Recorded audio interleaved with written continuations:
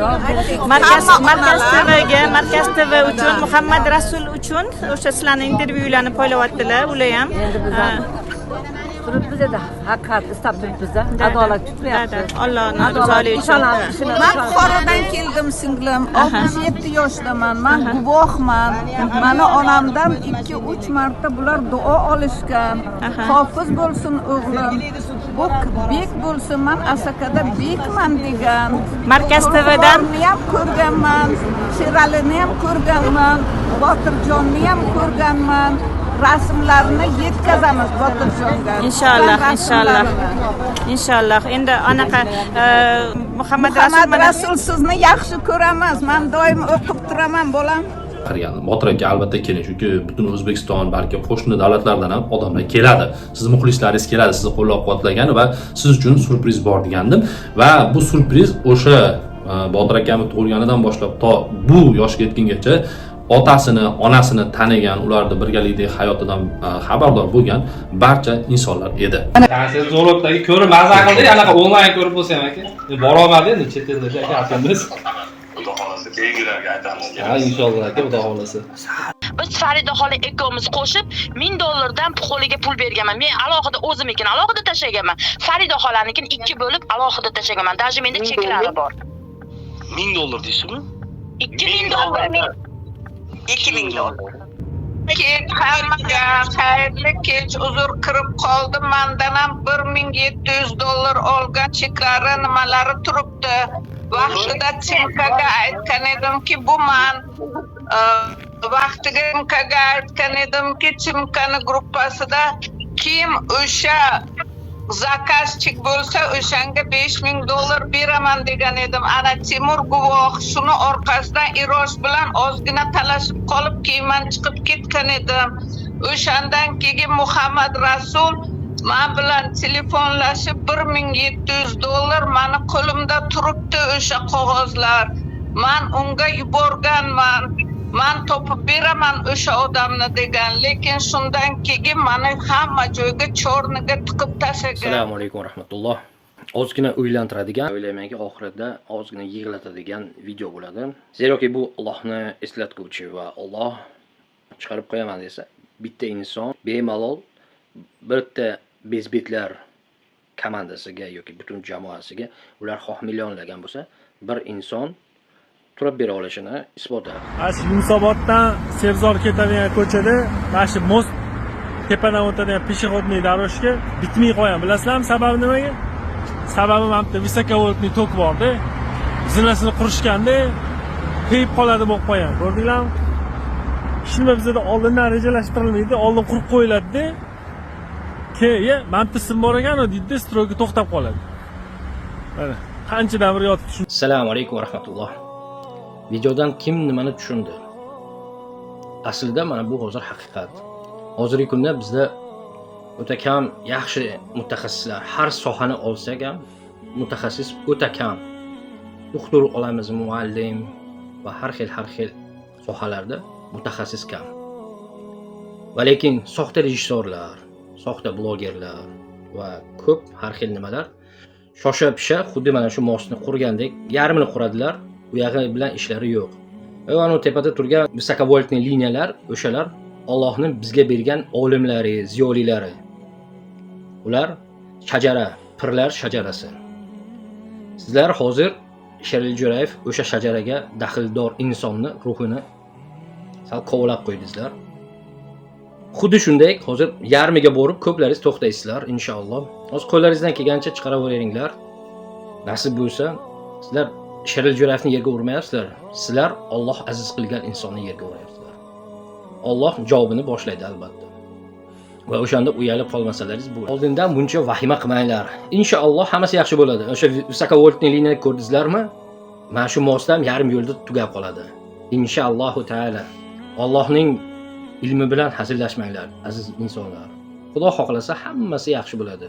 Barchalaringizni Sherali Jo'rayev ham yaxshi ko'rganlar, biz ham yaxshi ko'ramiz. Hozir ko'rganingiz o'sha payt mayni boshida chiqargan videolarimni men arxivga tashlab qo'ygan paytimdagi video.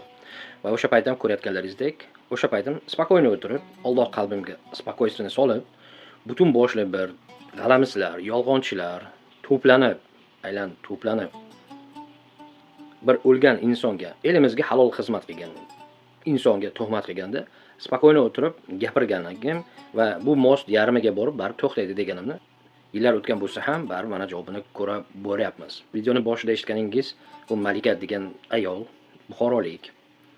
Vaqtida Karimov davrida 6 yil qamalgan, 3 ta farzandi bor, lekin mana shunaqa ayollar qo'rqmasdan yolg'on gapirar ekan.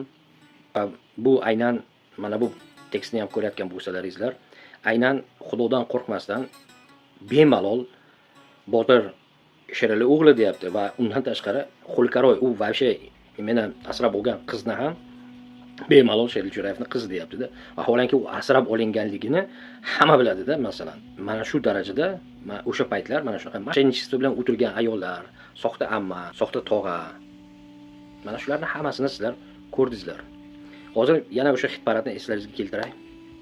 Botir Qodirovning o'g'li ekanligini tan olgan va uni yaqinlariga ham aytgan. Shuningdek, marhum san'atkorning vasiyatiga ko'ra, bugun janoza marosimida Botir Qodirov Sherali Jo'rayevning boshqa farzandlari Shohjahon Jo'rayev va Zohirshoh Jo'rayevlar bilan birgalikda otasini tobutini ko'targan holatda uni so'nggi manziliga yuboriladi.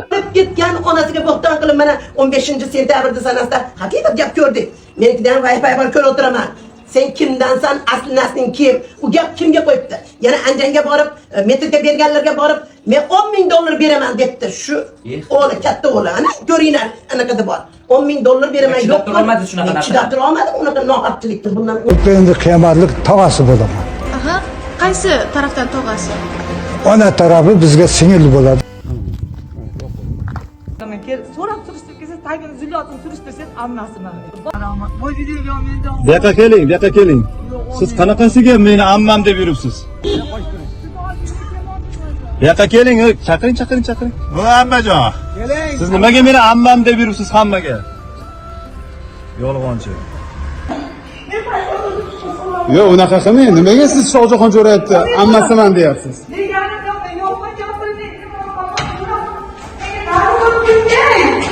Hop, yugurmang, xola. Ko'rganlaringizdek, Muhammad Rasul bemalol soxta guvohlik beryapti. Soxta ammalar, soxta amma, soxta tog'ani hammasini mana ko'rdingizlar ham. Mana bu ayollarni ko'ryapsizlarmi? Bemalol soxta guvohlik beryapti. Nega bu ayollar hatto mana shu darajada degan tabiiy savol tug'iladi, to'g'rimi? Va men bu savolga xuddi javob topgandekman-da. Ustoz Sherali hoji Jo'rayevni farzandlari o'zi bugun asosiy xizmatda asakaliklar ekanmiz. Men ham, Botirjon ham, Avazbo'g'im ham hammamiz asakalik ekanmiz. Mana shu videoda eshitganimizdek, hattoki domla, hatto O'zbekiston Respublikasining muftiysi yolg'on guvohlik berish xatoligini bila turib, aynan munofiqlarcha yolg'on guvohlik beryapti-da. Va hozir jamiyatimizdagi tarqoqlik, Xudodan qo'rqmaslik, mehr-oqibat yo'qligi, ajrimlar soni ko'pligi, erkaklar ayollarni do'pposlab urayotganligi, farzandlar oyoq osti bo'layotganligi, ularni qattiq urayotganligi, aka-ukalarning o'rtasida yo'q mehr, aka-ukalarning o'rtasidagi ko'tarilgan mehr-oqibat, hammasi mana shu temalarni bir paytlar Sherali Jo'rayev mana shu temalarda hammasiga Alloh bergan shariat, Alloh bergan aql va idrok hammasini joyiga solib, kuy-qo'shiq qilib, xalqni ongiga singdirib qo'ydi. Mana shu narsani Alloh xohlagan edi va buni kerak bo'lsa, hatto shayx hazratlari ham tan olgan. Zohirshoh deganlar. Nimaga men Dadiz ashulalarni yaxshi ko'raman? Nimaga boshqa odamni eshitmayman? Chunki bu inson qo'shiq orqali turkiy xalqlarga ta'lim tarbiyani, ota-onani, tarixni, dinni o'rgata olgan yagona qo'shiqchi men uchun musiqa tarixidagi deganlar.